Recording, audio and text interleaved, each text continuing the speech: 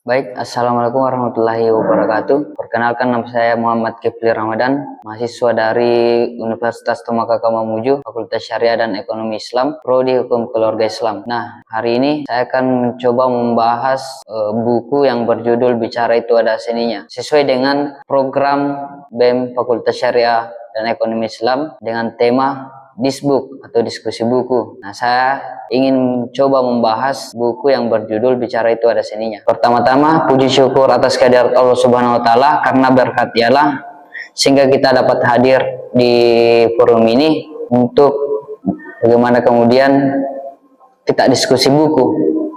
Tak lupa juga kita panjatkan salawat serta salam kepada Nabi junjungan kita, sang revolusioner Islam sejati, yaitu baginda Nabiullah Muhammad SAW, sebagai penunjuk kebenaran bagi kita semua.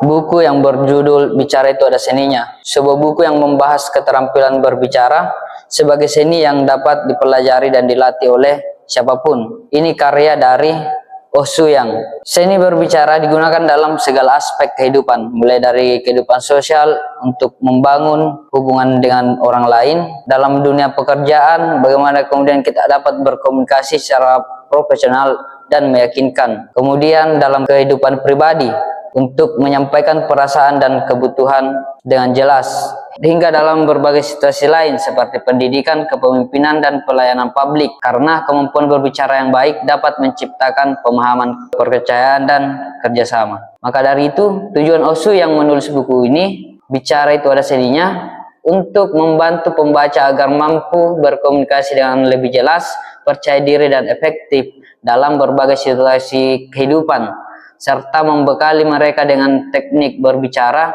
yang sederhana namun berdampak besar untuk meningkatkan kualitas. Nah, langsung kita masuk ke bab 1. Perbedaan juara 1 dan juara 2 terletak pada ucapannya. Nah, di bab ini penulis menjelaskan bahwa salah satu faktor penentu keberhasilan seseorang bukan hanya kemampuan teknis, tetapi cara ia berbicara. Ucapan yang tepat dapat membuka peluang, menarik simpati, bahkan menentukan kualitas hubungan dengan orang lain. Orang-orang yang unggul umumnya memiliki ciri seperti mampu memilih kata yang sesuai, berbicara pada waktu yang tepat, serta memahami perasaan lawan bicara.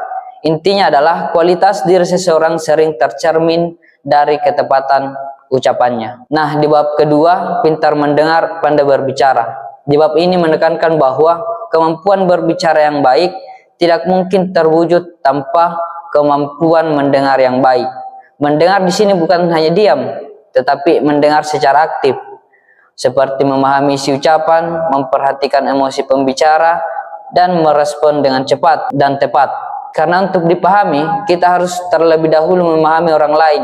Dengan mendengar secara empatik dan serius, lawan bicara merasa dihargai dan lebih terbuka untuk mendengarkan kita. Kita masuk ke bab ketiga, ucapan yang membuat lawan bicara memihak ke kita. Pada bab ini, penulis membahas ucapanlah yang dapat menciptakan kedekatan emosional.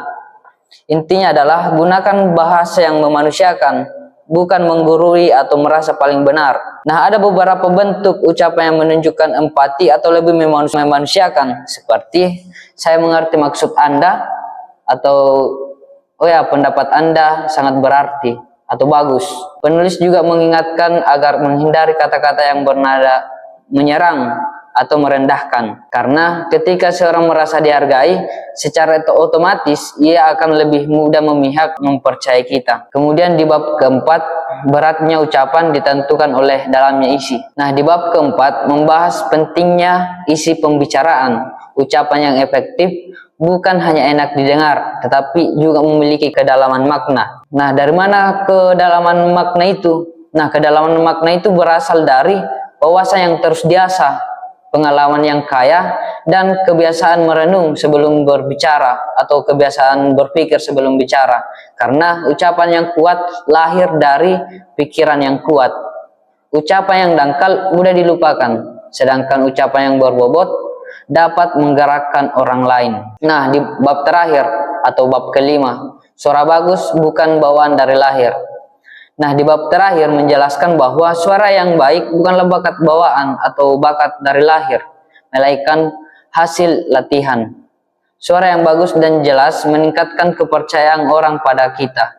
Sebaliknya, suara yang ragu membuat orang ragu pula pada pesan kita. Nah, penulis memberikan beberapa teknik melatih suara seperti latihan pernapasan, latihan artikulasi, penggunaan intonasi, dan pengaturan tempo bicara. Kesimpulannya adalah siapapun dapat meningkatkan kualitas suara sehingga ucapannya lebih berwibawa dan meyakinkan. Nah, poin penting yang ditambahkan di buku ini adalah penelitian menunjukkan bahwa 7% pesan berasal dari kata, 38% berasal dari nada suara, dan 55% berasal dari bahasa tubuh.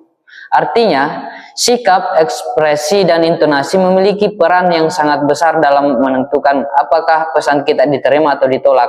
Selain itu, buku ini juga menjelaskan pentingnya storytelling atau bercerita dalam berkomunikasi. Karena cerita dapat menyentuh emosi, memperjelas pesan, dan membuat pendengar lebih mudah mengingatnya. Secara keseluruhan, buku ini memberikan pemahaman bahwa seni berbicara dapat dipelajari. Penulis merangkum bahwa ada 4 kunci utama untuk menjadi pembicara yang hebat. Pertama, ketepatan ucapan, kemampuan mendengar, isi ucapan yang mendalam, dan teknik suara yang baik. Dengan melatih 4 komponen ini, siapapun dapat menjadi pembicara yang lebih percaya diri, lebih efektif, dan lebih dihormati. Pendapat saya tentang program ini, saya rasa ini sangat bagus. Karena melihat situasi sekarang ini, di zaman sekarang, itu minim minat baca dari masyarakat maupun mahasiswa. Satu-satunya motivasi yang saya pegang sampai hari ini yaitu lebih baik menikmati pahitnya belajar daripada menikmati hinanya kebodohan. Jadi saya mengajak kepada seluruh mahasiswa, terkhusus mahasiswa Fakultas Syariah dan Ekonomi Islam, mari kita bersama-sama membaca buku, lalu mendiskusikan apa yang sudah kita baca. Baik, mungkin hanya itu. Kurang dan lebihnya mohon dimaafkan. Wabillahi taufiq wal hidayah. Wassalamualaikum warahmatullahi wabarakatuh.